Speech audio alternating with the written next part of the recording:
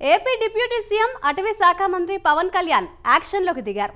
గత 5 ఏళ్లలో ఏనాడు కూడా వైసీపీ సర్కారు పట్టించుకునే అంశాలపై చర్యలకు ఆయన ఫోకస్ పెట్టారు. చిత్తూరు, శ్రీకాకుళం జిల్లాలో ఏనుగులు పంట పొలాలను నాశనం చేయడమే కాకుండా పలువురు రైతులను సైతం హతమార్చాయి. ఈ సమస్యకు చెక్ పెట్టేందుకు పవన్ చొరవ తీసుకుని కర్ణాటక వెళ్లడంపై అభినందనలు వెల్లువెత్తుతున్నాయి. ఏనుగుల సమస్యతో పాటు ఎర్రచందనం స్మగ్లింగ్ పై కూడా చెక్ పెట్టేందుకు కర్ణాటక సీఎంతో పాటు అటవీ శాఖ మంత్రితో భేటీ అయిన సేనాని యాక్షన్ పార్ట్ మొదలు పెట్టేశారని అంటున్నారు.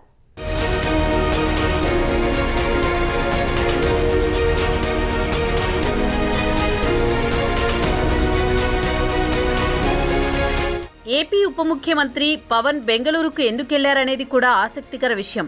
చిత్తూరు, శ్రీకాకుళం జిల్లాలో గజరాజుల ప్రజలకు కంటి మీద కునుకు లేకుండా చేస్తున్నాయి. ఉమ్మడి చిత్తూరు జిల్లాలోని కౌండిన్య అభయారణ్యంతో పాటు శేషాచలం అడవుల్లో ఏనుగుల సంచారం ఎక్కువ. కర్ణాటకలోని అటవీ ప్రాంతాలలో నివాసముంటున్న వారు ఏనుగులను తరుముతుండటంతో అవి ఉమ్మడి చిత్తూరు జిల్లాలోకి వచ్చేస్తున్నాయి. ఏనుగులు మందగా వచ్చి పొలాలను ధ్వంసం చేయడమే కాకుండా రైతులపైన దాడి చేస్తున్నాయి. ఇప్పటికే పలువురు రైతులు మృత్యువాత పడ్డారు.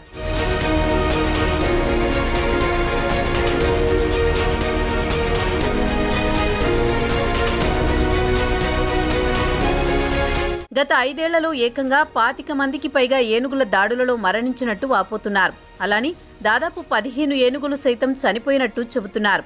విద్యుత్ షాక్తో కొన్ని ఏనుగులు చనిపోగా, రహదారి దాటుతుండగా వాహనాలు ఢీకొని మరికొన్ని చనిపోయాయి. వైసీపీ హయాంలో జిల్లాకు చెందిన పెద్దిరెడ్డి రామచంద్రారెడ్డి ఏ రోజు కూడా ఏనుగుల దాడి విషయంలో రివ్యూ నిర్వహించలేదని ఆరోపణలొస్తున్నాయి. బాధితుల ఫిర్యాదును కూడా పట్టించుకోలేదని విమర్శలు చేస్తున్నారు. కూటమి ప్రభుత్వం అధికారంలోకి వచ్చిన తర్వాత అటవీ శాఖ మంత్రిగా ఉన్న పవన్ యాక్షన్లోకి దిగడం పట్ల హర్షం వ్యక్తం చేస్తున్నారు.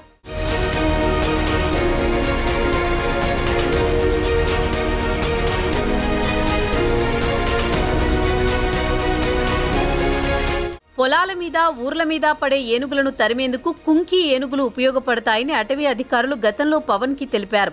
ప్రస్తుతం ఏపీలో కేవలం 2 కుంకి ఏనుగులు మాత్రమే ఉన్నాయని వెల్లడించారు. దాంతో కర్ణాటకలో కుంకి ఏనుగులు ఉంటాయని అధికారులు తెలుపగా స్వయంగా తానే వెళ్లి కర్ణాటక ప్రభుత్వాన్ని కోరతానని అన్నారు పవన్ కళ్యాణ్. అలాని పనిలో పనిగా ఎర్రచంద్రం అక్రమ రవాణాదారులు బెంగళూరు రూరల్ జిల్లా కటికేనహల్లిలో ఎక్కువగా ఉన్నారని సమాచారం. వారిపై కఠినంగా వ్యవహరించడానికి ఇరు రాష్ట్రాలు చర్యలు తీసుకోవాలని పవన్ అభిప్రాయపడుతున్నారు.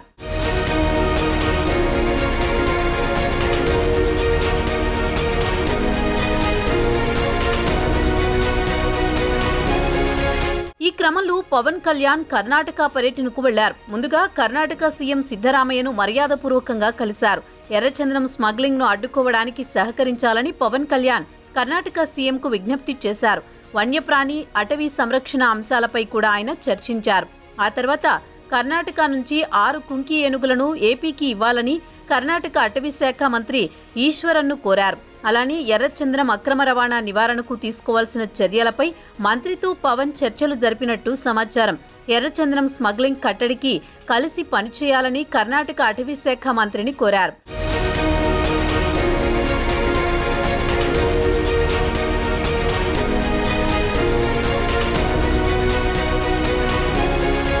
కర్ణాటక, ఏపీ సరిహద్దు వైపు ఏనుగుల సమస్యను పరిష్కరించేందుకు కర్ణాటక ప్రభుత్వం సహకారం అందించడం సంతోషం కలిగించిందని పవన్ అన్నారు.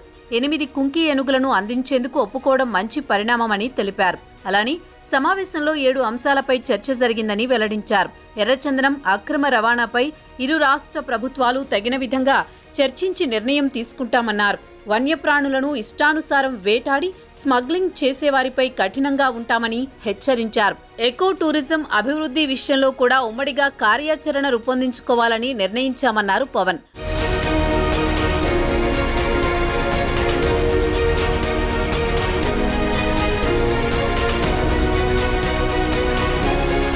మొత్తానికి గత 5 ఏళ్లలో ప్రజల కష్టాన్ని పట్టించుకోకుండా వైసీపీ వ్యవహరిస్తే అధికారం చేపట్టిన కొద్ది రోజుల్లోనే ఏపీ వాసుల కోసం పవన్ యాక్షన్లోకి దిగి పొరుగు రాష్ట్రాలతో కూడా చర్చలు జరపడం పట్ల ప్రశంసలు వెల్లువెత్తుతున్నాయి.